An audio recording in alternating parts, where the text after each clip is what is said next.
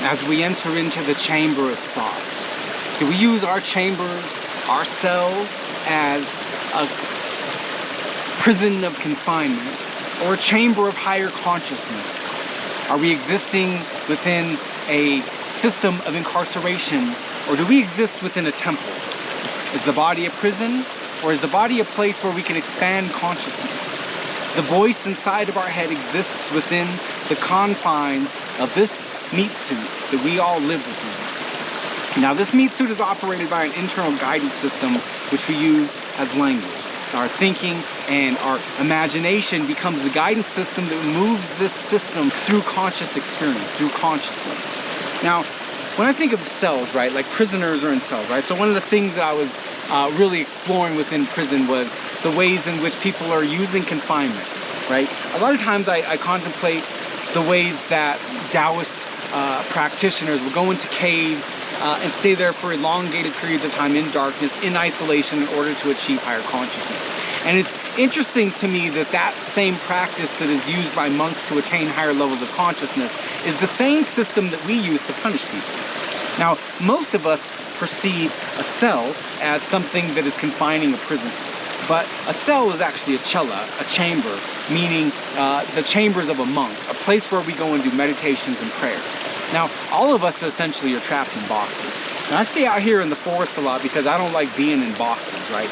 Even though I observe myself also in this forest, being confined into boxes, especially psychological boxes. Now, these psychological prisons have been at the forefront of the work that I've explored for several years now. And how do I find the ways to get free from these boxes, right? As I observe society, this was something I noticed through my public art practice, right? So I'm out on the streets being a street artist, and I noticed that on the streets is usually where, you know, the unfavorables or the unmentionable things happen, right? That's where the drugs are happening, that's where the crime is happening, you know, oftentimes it's out on the streets. I mean, usually it's inside of another box, but, you know, if a lot of times we don't look outside of the box, the crime and the things that we're neglecting are just outside of the box.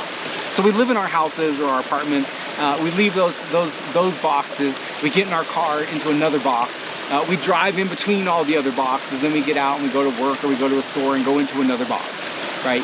And those are, that's the life of society, right? We're all confined to these boxes, to these chambers that essentially we're captured in, right? We can't get free from it, right? Like, people think that they like own their houses, right? And they have like a mortgage on their house, which literally means like a death note, right? Like, you signed your life away to become this thing, when really you're just a prisoner to that thing.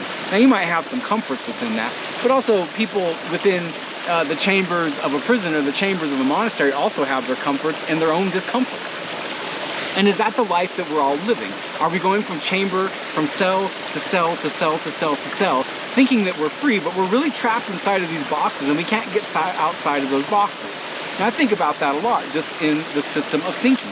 How many times are we going from one chamber, one system of thinking to another, to another, to another, right? We have a way of thinking about our life experience, a way of thinking of other people's life experience, a way of thinking about our basic necessities, a way of thinking about others' well-being, or whatever we're thinking about is probably based on some chamber, some confinement of thought, where we're not really expanding consciousness. We've already formed an opinion about that thing, and we go through life going from cell to cell to cell to cell to cell, and we're essentially prisoners to thinking, and without even analyzing what our cells are, we just conform to those cells and accept them as life until the day that we die.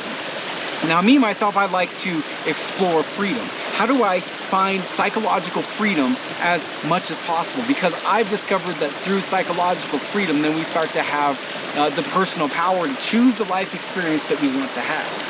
And that's some of the, you know, greatest information I ever learned in prison, was that I saw that people in solitary confinement, some of them were destroyed by solitary confinement. I'd meet them 1 year, and a year later their mind was just, you know, fucked up. Like, they'd lost all cognitive abilities. And then other people are just thriving, right? They're killing it. Like, they're becoming better artists, they're becoming greater, more educated people, even though they might live and die in that box the rest of their life. And I find that really fascinating. And then I started to expand upon that for my own well-being and see the ways that I'm confined within my own psychological prisons. So I wrote this book based upon my experience of the supermax prison, right? It's called Escape Plan. And in Escape Plan, I explore all of the various ways that I was experimenting with various thought forms and thought experiments and journaling practices so that I could start to understand my own psychological prisons.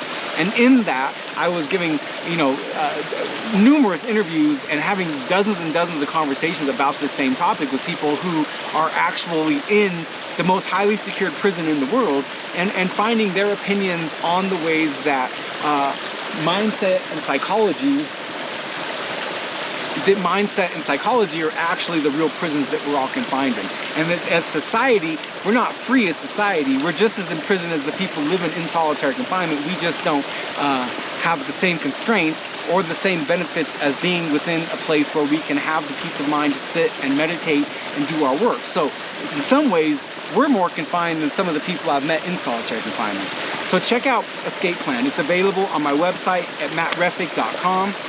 In the link above or below, and check it out. I think I've been able to discover some pretty interesting ways to use thought experiments to free our mind and find greater freedom within our own psychological processes, and discover a peace of mind within myself that I really think that other people, yourself included, will benefit from if you're ever trying to develop psychological strength or find better ways of thinking about your conscious experience and have more freedom of thought.